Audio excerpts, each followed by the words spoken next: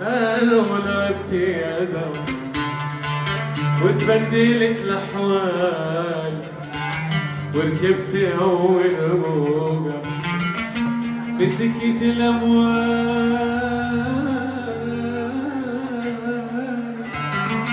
أروح لأول واحد احتجت له في سؤال كسر بخاطري ساعتها. ايوه دوعني ديت الحال لعمل معي صحيح واسنده بالاول واوقف جنبه بالمحل واكون طويل البال واكون